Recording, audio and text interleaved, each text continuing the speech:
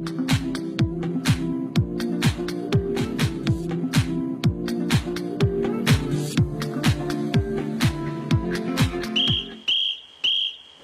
téléspectateurs, vous qui nous suivez ce soir, je vous salue. Ce soir, nous allons parler de deux concepts apparemment synonymes et par certains moments, les deux concepts s'excluent. Ce soir, nous allons parler d'un sujet intitulé « Amour ou passion ». Le couple pastoral est là pour nous éclairer là-dessus. Et pour vous, téléspectateurs, nous ne sommes pas seuls. Nous avons nos jeunes gens sur le plateau que je salue déjà. Bonsoir Patrick. Bonsoir. Bonsoir Hervé. Bonsoir. Nous allons parler de l'amour ou de la passion. C'est un sujet qui se parle beaucoup au milieu de la jeunesse, raison pour laquelle vous êtes là ce soir.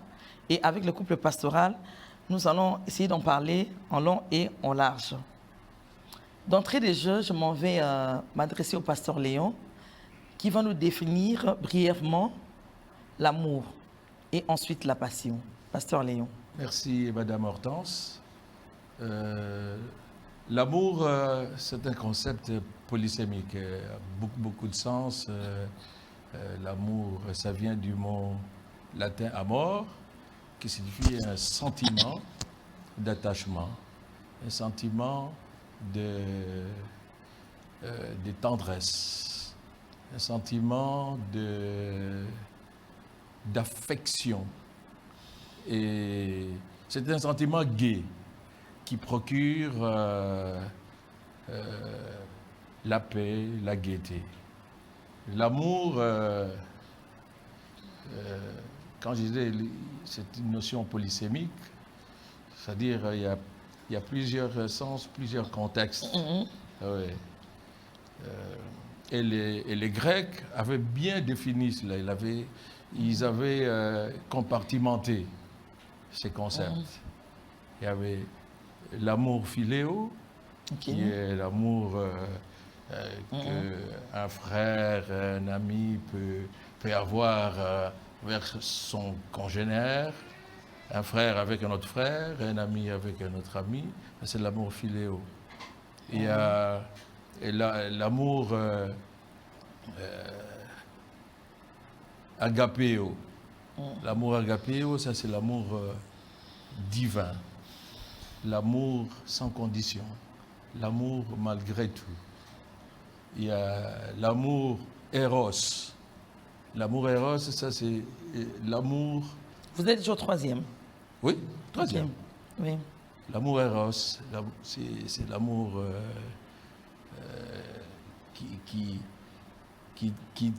qui a pour sous-bassement les désirs de la chair, les désirs sexuels, d'où le mot érotique, l'adverbe érotique. Il y a aussi l'amour sorgéo. L'amour sorgéo, c'est l'amour, comment dirais un amour banal, hein, un amour banal qui est presque naturel. Le quatrième sorgéo. Oui, entre un père et un fils. Donc ça, c'est l'amour tout à fait naturel. Le papa doit absolument aimer son fils, le fils doit aimer son père. Voilà un peu ce qui concerne l'amour. Alors, la passion, oui. La passion, étymologiquement, toujours chez les Grecs, oui, passio signifie douleur. Ça signifie douleur. Et donc, et vous voyez, même dans la Bible ou dans la religion, quand on parle de la passion de Christ, quand il est allé à la croix, les chemins de la croix, on se nomme ça aussi la passion de Christ, la souffrance de Christ. Donc la passion, c'est une forme d'attachement envers quelqu'un ou envers quelque chose, mais quelque chose un attachement très fort qui va jusqu'à une certaine possessivité. Oui. Et quand on n'a pas cette chose-là, on souffre. Okay. Voilà. Et donc la passion amène toujours la souffrance. Toujours la souffrance. Toujours la souffrance. Voilà brièvement Oui. la définition. Pasteur Véronique, vous n'avez pas une définition de l'amour, vous?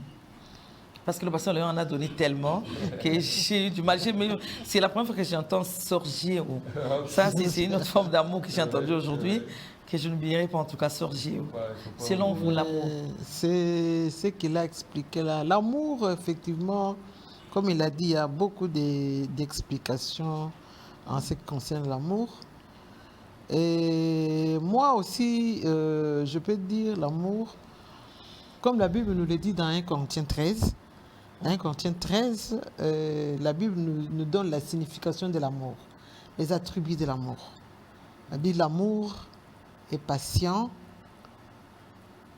l'amour n'est pas malhonnête, l'amour croit tout, l'amour excuse tout. Là, c'est la Bible.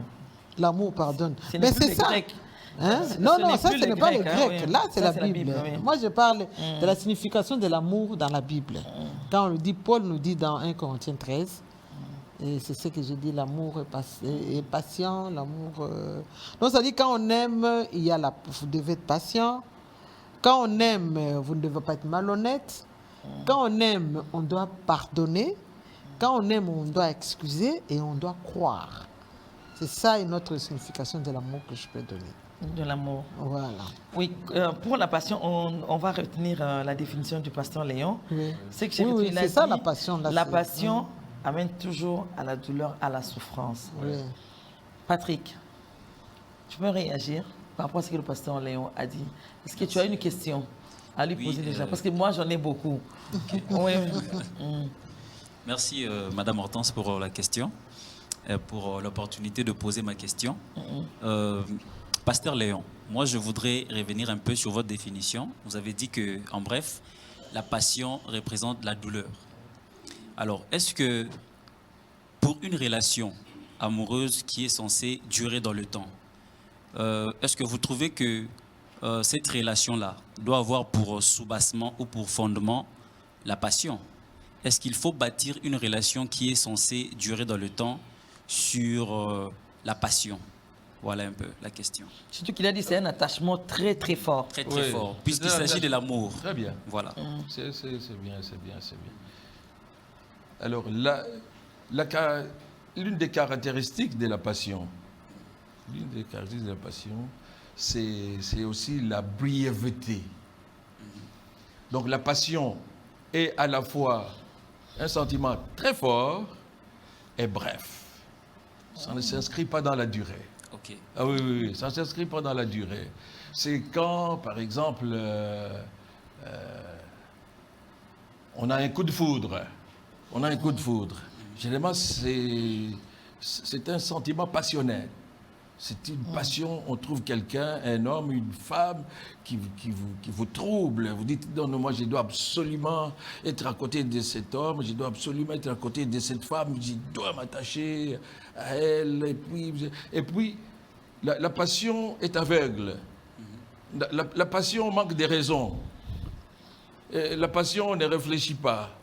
C'est les sentiments, on regarde, non, je dois voir absolument cette femme, ou ce garçon me plaît, c'est lui qui doit m'épouser. Je suis fou d'elle, je suis folle de lui. Vous voyez, c'est ça la passion. Et quand on s'y approche, oui, si la relation c'est nous, évidemment, ça va aller très fort. Si vous ne voyez pas l'autre, vous devenez très soucieux. C'est comme si on vous arrachait quelque chose. Il faut absolument que vous rencontriez la personne. Et quand vous êtes ensemble, vous êtes gai et tout ça. Tout le monde, il est beau, tout le monde, il est gentil et tout ça. Et plus le temps passe, plus vous allez commencer à découvrir maintenant les failles de l'autre. Et la passion n'aime pas les failles. Okay. Quand on découvre les défauts, c'est fini. Et c'est fini. Et là, c'est la déception maintenant. On dit, mais la personne que j'ai idéalisée, avec la passion, on idéalise. On dit, la personne que j'ai idéalisée n'est que un homme comme tous les autres. Moi, je pensais qu'il était plein d'énergie, plein de bonté, mais je remarque qu'il a des défauts, il est parfois paresseux, ou il est parfois... comment je peux dire, il est peut-être parfois égoïste, il ne donne pas l'argent, ou il est injurieux, et ainsi de suite. Alors là, la personne redescend, et c'est la déception. Et la passion a une autre conséquence, non seulement qu'elle ne dure pas longtemps, mais il y a encore le fait que quand il y a la déception, la passion peut aller jusqu'à la haine ou au meurtre. La personne va dire, wow, comment cette personne me déçoit? Moi, j'ai pensé qu'elle m'aimait autant que moi je l'aime. Comment il m'a trompé avec quelqu'un d'autre? Autant les tuer. Je les tue et je me tue. Voilà, et c'est ça la passion. Patrick, c'est bon par rapport à ta question. Et donc la passion n'est pas à conseiller, pour construire une relation dans la durée. Une relation dans la durée doit être bâtie sur l'amour. Patrick, tu gardes ta question. Le pasteur Véronique veut réagir. D'accord. Oui. Ajouter quelque chose. Oui. Moi, je pense que, effectivement, comme pasteur Léon l'a dit, que la passion amène souvent la douleur, la passion amène parfois même vers la mort. Mais moi, je pense aussi que la passion, si elle est bien canalisée, peut-être, si elle est bien canalisée, on peut toujours entrer dans une relation qui dure. Hein? Parce que quand on entre aussi dans l'amour, je crois que l'amour, il faut aussi qu'il y ait même un peu de passion dans l'amour. Un peu de passion. Oui, oui. Il faut Un qu'il y peu ait... de passion. Parce que l'amour, on doit quand même... La personne doit quand même sentir que, en tout cas, même... Sentir cet attachement. Cet attachement. Il a parlé tout à parce l'heure. que quand on aime la personne, on doit sentir vraiment que... Non, j'aime... Parce que même dans l'amour, il y a aussi des moments, quand vous êtes fiancé, là, au début fiancé, un amour fou et tout, j'ai vraiment envie de voir mon fiancé à tout moment. Je crois que si on est raisonnable, ce n'est pas vraiment de la passion, c'est de l'amour. Quand tu es là, tu aimes la personne, tu as toujours besoin de voir la personne tout près de toi. Là, c'est ainsi même que tu dis, non, je l'épouse, je la mets, on reste ensemble parce que j'ai toujours envie de voir la personne. C'est ça aussi. Oui, Patrick. C'est ça aussi. Patrick, hein, c'est une grande discussion. On fait le tour. Hervé pose la question, on revient à Patrick. Oui, mais Hervé, tu peux poser ta question. Je veux vraiment poser ma question sur base de ce qu'on vient de dire. De dire là, oui. C'est vraiment là qu'est basée ma question. Maintenant, ma question est la suivante. Comment canaliser cette passion? Maman Véronique, vous avez parlé de lorsque la passion est bien canalisée, elle peut emmener à une relation durable. Maintenant, je veux remonter au départ. Avant même de s'engager dans les relations, certains problèmes de choix sont aussi basés sur ce critère-là. Passion ou amour. Voilà. Est-ce que c'est de la passion ou est-ce que c'est vraiment de l'amour?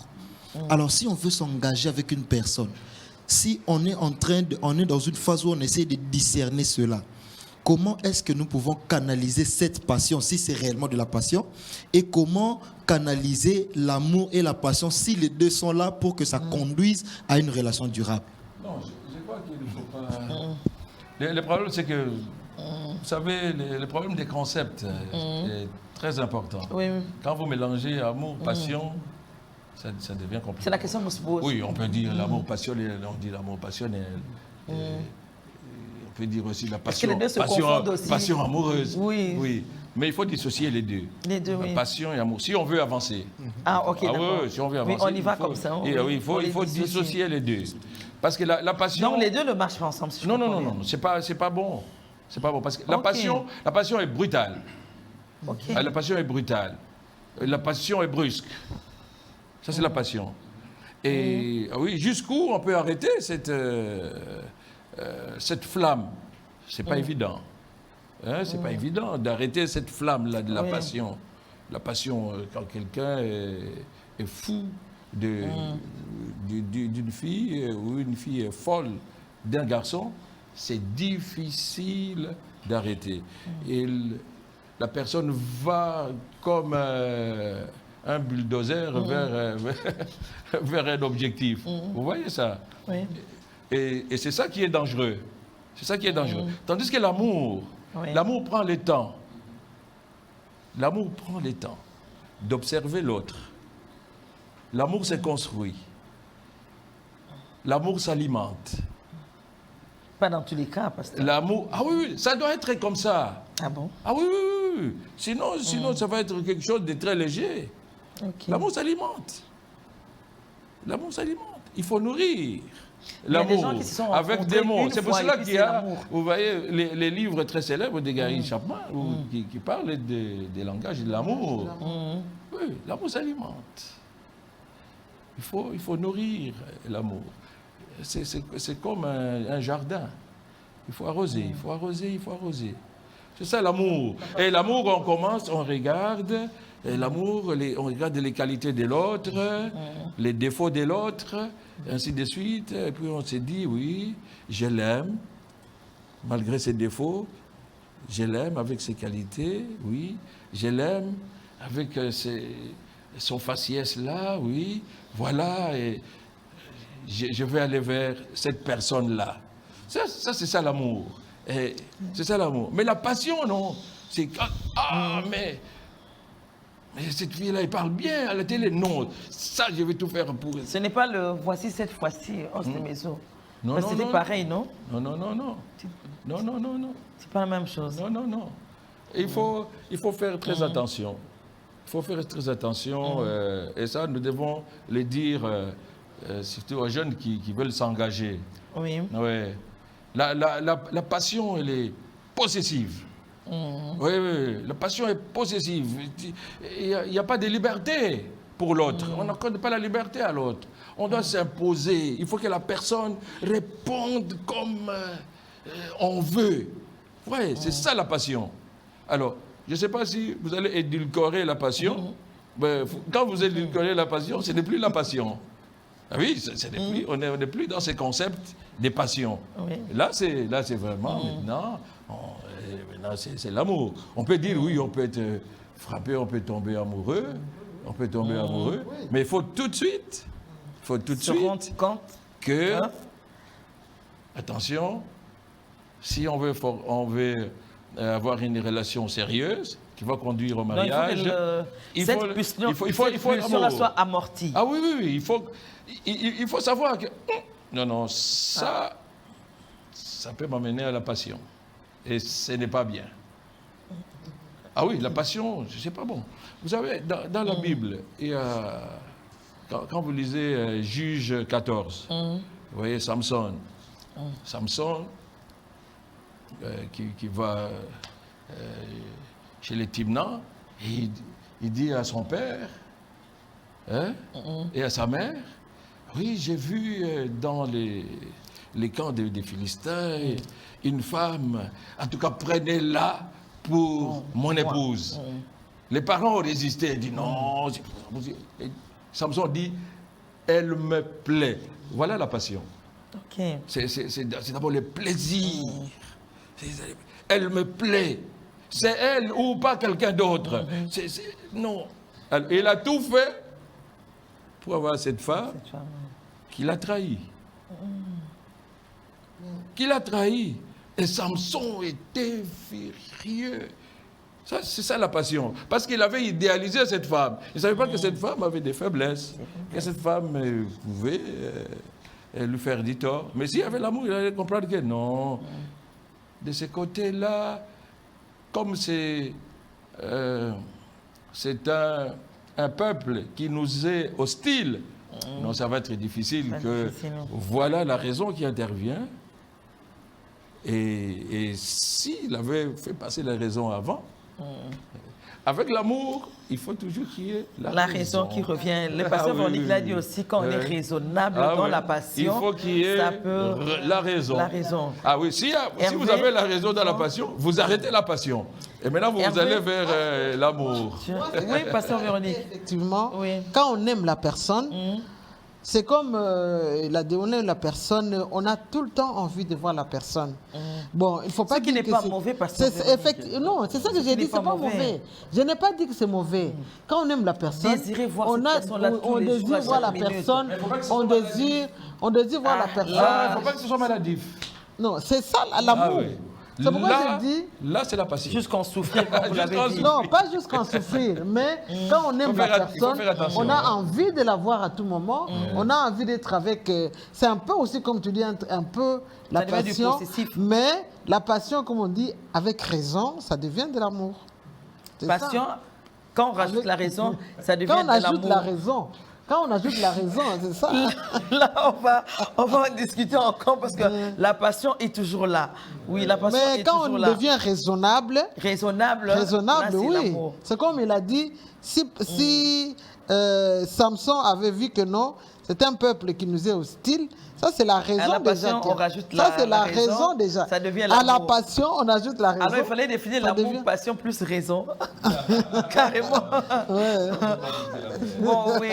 Alors on y va. Les gens ne vont plus comprendre. Mais il faut que dès l'abord, On y va. Oui. on sache faire la sache différence. la différence. Ah oui, c'est très important. C'est très important. Ah oui. Donc, il faut dès qu'on le les départ- dissocie il déjà faut dès le dissocier. départ. Oui, dès le départ. Il faut un discernement. Un discernement. Quand il n'y a pas de discernement, c'est fini. La raison, pratiquement. Ah oui, si. La raison toujours. La raison, Ah oui. il La faut un raison discernement. toujours. Patrick, on y va avec toi. Oui. Et je crois que Pasteur Léon est vraiment contre le... Il y a pas de contre cette correspondance. Ouais, lui, il On peut dit pas qu'il faut les associer. dissocier. Il faut Oui, les deux ne dissocier. marchent pas ensemble. Oui. Selon les Mais pasteurs moi, je pense Léon. que- Il a dit je les deux ne pense marchent que- pas ensemble. Oui. Mais je pense qu'il y a aussi un ingrédient qu'il faudrait associer à l'amour, vous voyez. Parce que l'amour, c'est quelque chose qui doit s'alimenter. C'est comme une flamme qui doit s'entretenir à chaque fois. Alors je crois que nous associons la passion par rapport à ça, parce que ça crée ces sentiments de vouloir l'autre, d'être à côté de l'autre, ainsi de suite. Alors, est-ce que, puisque vous êtes contre cette expression, ce mot, pourriez-vous nous Le donner... duo, il est contre le duo. Voilà. Pourriez-vous nous donner un autre concept qui pourrait s'associer à l'amour directement? Vous voyez, parce que moi, quand je vois passion, je vois comme une huile qu'on rajoute sur le feu de l'amour pour que ça éveille. C'est vrai que la passion a un côté négatif. Donc, tu vois, cet empressement, cette capacité cette faiblesse, cette douleur. Mais il y a aussi des côtés positifs dans le sens que ça pousse les gens, voilà, à penser aussi à l'autre et vous voyez, ça ramène l'idée sur l'autre. Alors, est-ce qu'il y a un autre concept qu'on peut associer à l'amour pour que ça joue le côté positif de la passion? Pasteur Léon. Patrick a beaucoup Un autre parlé. concept, non. Je crois que pour bien comprendre les choses, l'amour est suffisant. L'amour est C'est ce suffisant. que j'allais dire. Oui, l'amour. Donc pour le pasteur Léon, quand L'amour- c'est l'amour, c'est l'amour. Ah oui, Quand c'est la l'amour, passion, c'est la passion. L'amour est suffisant. On ne rajoute Oui, rien. oui. Non, l'amour est suffisant. Et on n'enlève rien. Quand on aime- non, l'amour est suffisant. L'amour est suffisant. L'amour, c'est un don de soi. L'amour, c'est un don de... L'amour, c'est donner. Dieu a tant aimé le monde qu'il a donné son Fils. L'amour, c'est donner.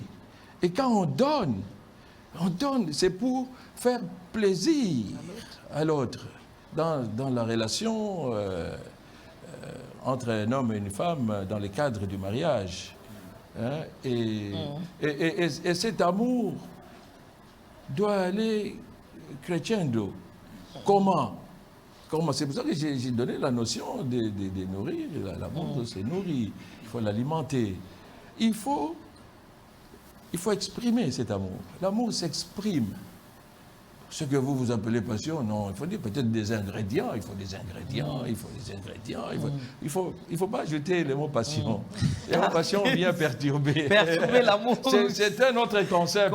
C'est un autre concept. Qui n'a rien à voir avec l'amour. Non, c'est un autre concept très fort. Même pas de très près, pasteur. Très fort. Bon, ça c'est peut-être dans les langages communs. Ok. Je crois, mais pas dans les langages vraiment conceptuels, originels. Hein? Ok. Oui. On dit facilement l'amour passionnel, on dit facilement j'ai de la passion pour ceci, de la passion pour ça, pour dire que j'aime. Hein? Ça, c'est vraiment langage courant. Mais quand on va dans le fond des choses, quand on va dans le fond des choses, la passion, comme j'ai dit, la passion, c'est un acte très fort qui amène toujours à la douleur, à la souffrance. Hein? C'est l'idéalisation. Or, il ne faut pas idéaliser votre compagne, il ne faut pas idéaliser votre mari. Nous ne sommes pas parfaits. Nous avons toujours des défauts, nous avons des insuffisances et tout ça. Mais la passion n'accepte pas de voir dans l'autre des insuffisances ou les limitations. Vous voyez? On veut voir un homme parfait, une femme parfaite, comme on l'a vu les premiers jours, il faut que c'est toujours comme ça. Et voilà, c'est ça la difficulté.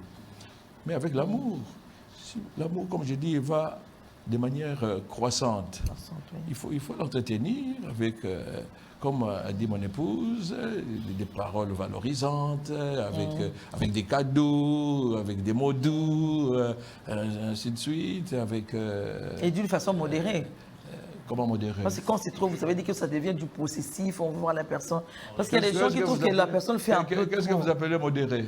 Non, parce que vous avez dit que quand la personne montre qu'il y a un attachement excessif, parce qu'il y a des gens qui peuvent amener des cadeaux tous les jours, qui veulent te voir tous les jours, des paroles tous les jours. Des paroles tous les jours, oui, mais c'est bon. Voilà pourquoi il faut, quand on est en relation des couples, pendant les fiançailles, c'est à ce moment-là qu'il faut découvrir les besoins de l'autre, les langages de l'amour de l'autre. Qu'est-ce que l'autre aime? Ouais. C'est ça. Qu'est-ce que votre partenaire aime? Si votre partenaire n'aime pas, par exemple, il y a notre langage, les services, il n'aime pas que vous l'aidiez tout le temps à faire ceci, à déplacer ceci, ou à transporter son sac et tout ça, il ne faut pas le faire. Mais il faut chercher à découvrir. Découvrir qu'est-ce qu'elle aime. Qu'est-ce que la personne aime. Quel est son langage qu'il comprend? Le langage, oui. Quelles sont les expressions d'amour? Hervé veut réagir. Apparemment, les expressions d'amour que la personne aime. Il n'est pas satisfait. Il y a des gens qui n'aiment pas les cadeaux. Vous apportez le cadeau, ça ne lui dit rien. Même des mots d'amour, il y en a qui n'aiment pas. Oui, vous dites, mais non, moi je lui amène toujours des cadeaux et tout ça, mais il est là ou bien il est mais ce n'est pas son langage. Ce n'est pas son langage d'amour. C'est pas son langage. Quand vous l'amenez ça, il ne sent pas que vous l'aimez. Ce n'est pas une expression d'amour. Ce n'est pas une expression d'amour. Oui. Ce n'est pas une expression d'amour. Il dit, c'est pas une expression. Il aime peut-être les moments de qualité, comme on dit. Vous sortez, tout ça. J'ai suivi le cas d'un homme de Dieu comme ça. Non, c'était un fonctionnaire européen. Alors, lui, il faisait quoi? Chaque matin, avant d'aller au bureau, il se réveillait tôt, il se réveillait avant sa femme. Et quand il descendait du lit, il préparait son petit-déj, il mange, il part. Mais il laissait la bouilloire, il réglait bien la bouilloire pour que quand la femme va se réveiller, elle aussi prenne son café. Et tout. Alors, quand la femme s'est réveillée, elle entendait le bruit de la bouilloire là, qui siffle, les sifflements là. Ça l'énervait. Il dit, mais cet homme ici, comment il est? Or, il le faisait pour son bien. Il le faisait, oui. C'est ça qu'il ne connaissait pas, les langages des femmes. Et ça durait comme ça, plusieurs fois. La femme, un jour, s'est enflammée, elle dit, je ne veux plus te voir ici, tu m'énerves, ainsi de suite. Là, ils se sont même séparés. Là, momentanément. Et quand elle est venue, plusieurs jours après, voir les enfants, elle a vu la bouilloire là. Elle dit, oh, mais cette bouilloire est toujours ici. Elle dit, oui. Et le mari est venu, il dit, mais oui, cette bouilloire est toujours là. Mais tu sais que moi, j'ai arrangé toujours, il lui a expliqué comment. Il dit, j'ai arrangé la communication pour te permettre d'avoir le thé ou le café à temps. Que quand toi tu vas te réveiller, tu n'as pas le temps encore de chercher à allumer et tout ça. Tu trouves déjà que c'est pratiquement prêt. La femme a pleuré, elle a demandé pardon. Voilà, des choses elle sont- n'aimait pas les services. Les services, il y a des gens qui n'aiment pas les vraiment Là, services. chercher c'est à connaître. différentes façons Oui. d'aimer. Hervé, tu voulais réagir encore? Moi, je voulais réagir lorsque nous sommes dans une relation de couple, et dans cette relation-là, un des partenaires, de par sa nature, se retrouve avec une partenaire qui aime un langage d'amour, mais que l'autre partenaire ne lui donne pas. Je donne un exemple concret. Un homme qui de nature n'est pas habitué ou de par sa nature ne fait pas de cadeaux, il ne fait pas de sorties. De par sa nature, il est plutôt calme, il ne parle pas beaucoup, réservé, il est simple, il écourte les choses.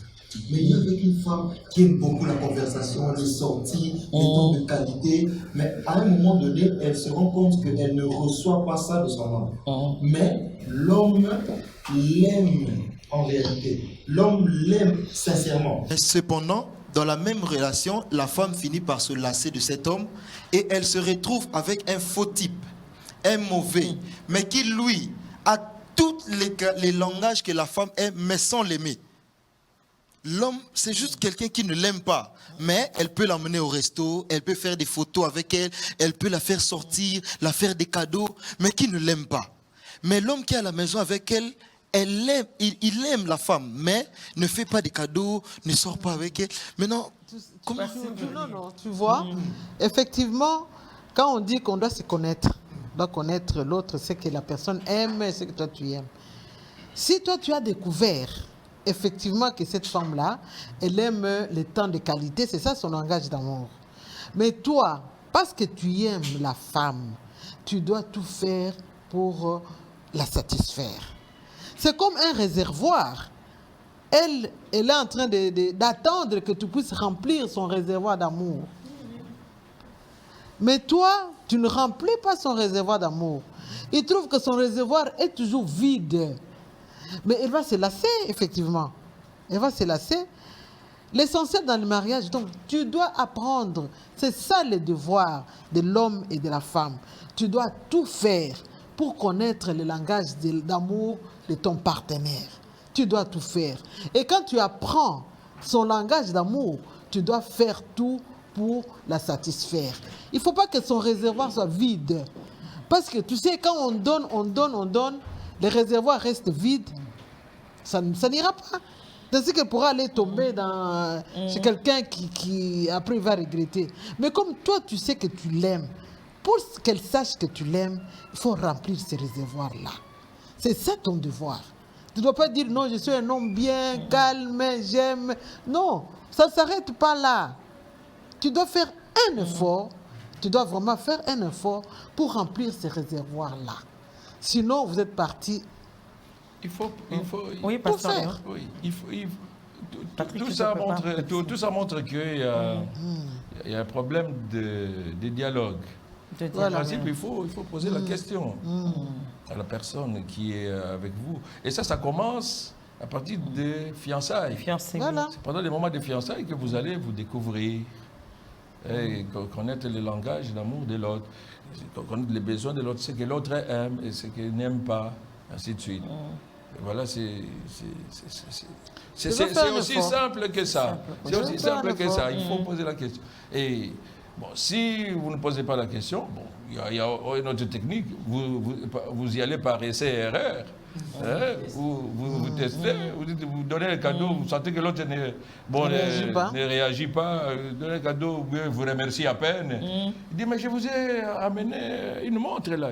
Ah, c'est vous. Ah, ok, bon. Là, tu comprends que c'est pas son lot.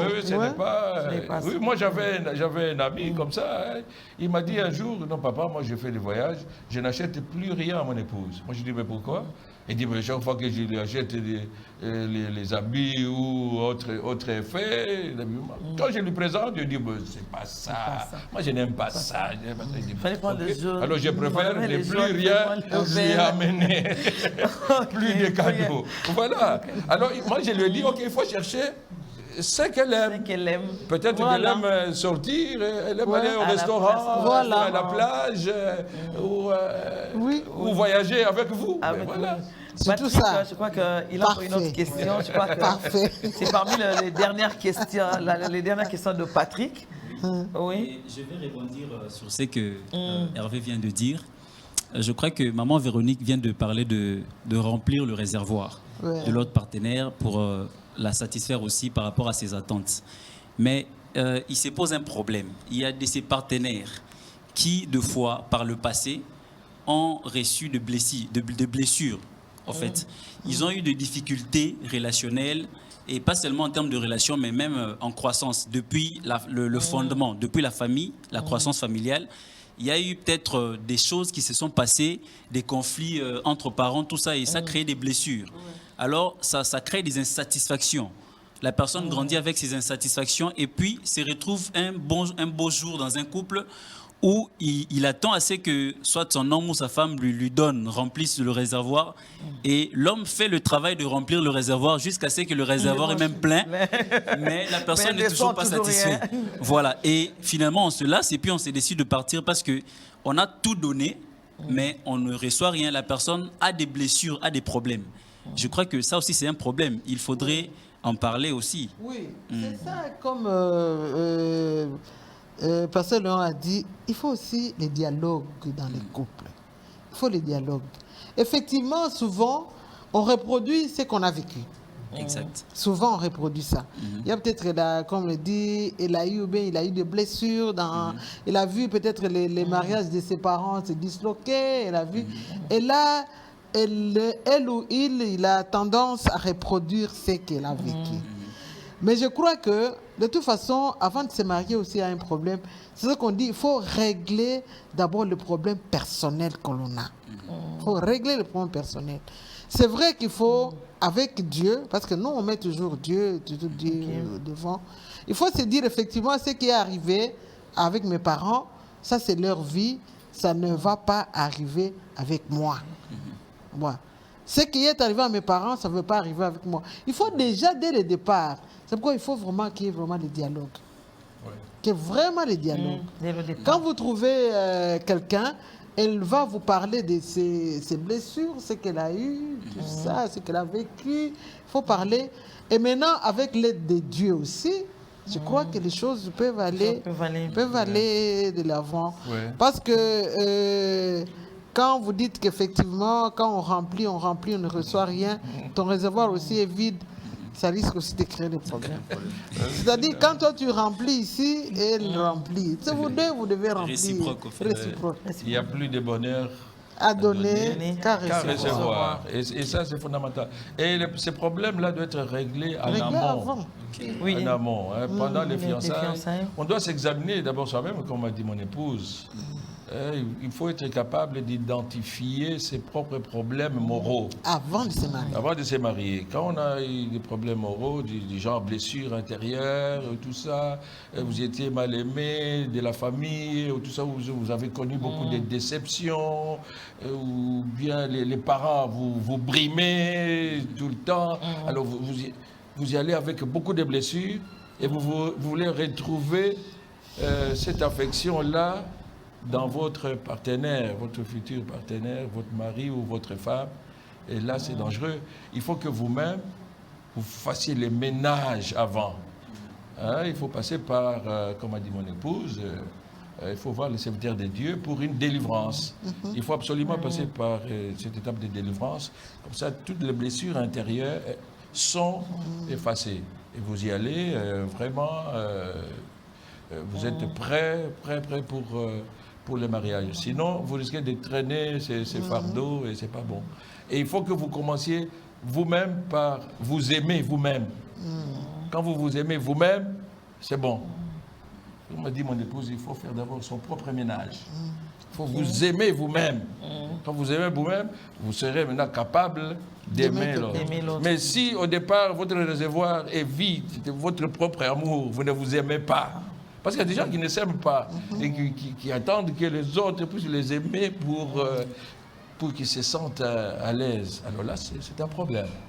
Et là, c'est un problème majeur. Il faut que vous vous aimiez d'abord vous-même. Alors là, vous serez capable d'aimer l'autre. Parce que quand on entre dans le mariage, effectivement, chacun vient avec un réservoir. Chacun vient avec un réservoir. C'est comme on dit, peut-être vous avez vécu avec l'amour des parents et tout. Vous avez un réservoir plein. Mais si vous avez des blessures là, le réservoir là n'est pas plein. Il faut déjà régler ça, comme on dit, dès le départ, pour que vous puissiez entrer avec un réservoir plein. Parce que quand vous êtes avec un réservoir plein, vous deux, vous donnez dans votre réservoir, vous donnez dans l'autre, et l'autre aussi prend dans son réservoir, il donne. Alors, les deux réservoirs sont en permanence pleins. Donc, c'est ça. Si il y a un qui le réservoir n'est plus plein, il est vide. Et là, ça posait un problème. Hervé, tu as eu une question? Non, en tout cas, vraiment, là, je pense que j'ai très bien compris. Ça a été très clair. Très clair. Il n'y a pas une autre question? Bon, là, je pense que je vais m'arrêter là. Tu vas t'arrêter là. Moi, je n'ai plus vraiment de questions. Et Patrick, hein?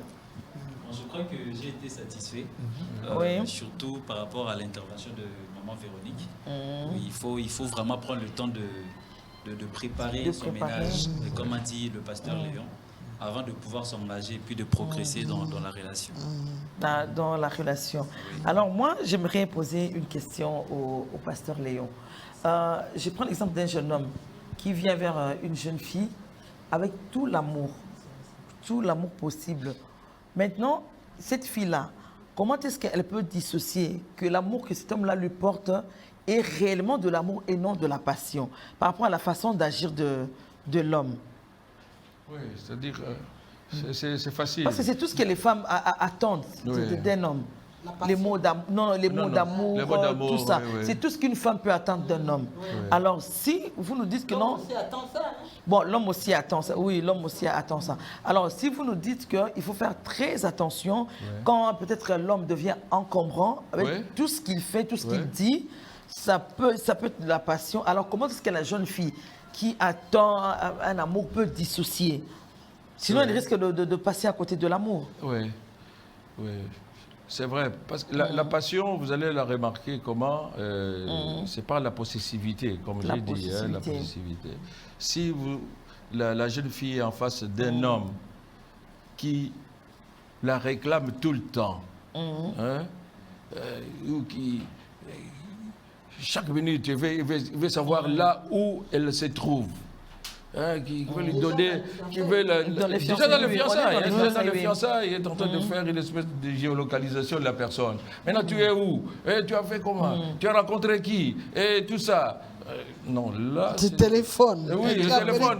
Dès qu'elle arrive. Le dernier appel, on m'a dit tu étais chez la tante. Oui, dès qu'il se voit, donne-moi un peu ton téléphone là. Je vois. Il dit, ah, mais comment? Si tu appelles ici, c'est pour qui? Et ainsi de suite.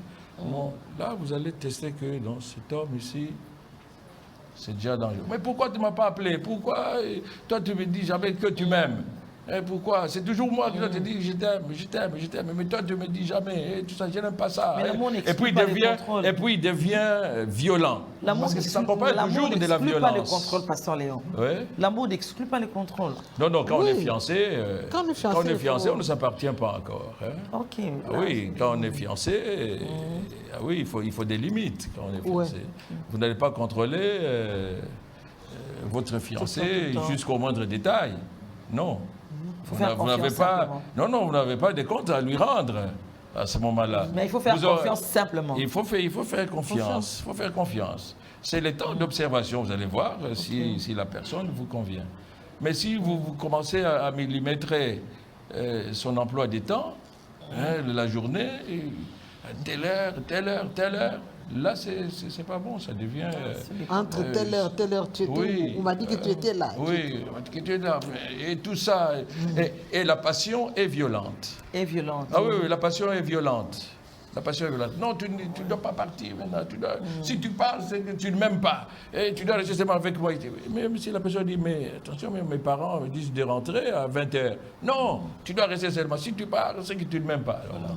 Ça, c'est la passion. Ça, c'est la passion. La passion exclut la raison. La raison. Et la mesure. Il n'y a pas de mesure. Voilà, je pense que c'est sur ces termes-là qu'on va clôturer l'émission de ce soir. Donc, pour nos chers téléspectateurs, nos jeunes gens qui nous suivent, notez que la passion est violente et la passion conduit à la douleur. Par contre, l'amour amène la paix, la gaieté, un climat de sérénité et de tranquillité. Merci, chers téléspectateurs, qui nous avez suivis à partir de vos maisons. Nous vous donnons rendez-vous la semaine prochaine à la même heure sur la même chaîne. Portez-vous bien. Au revoir.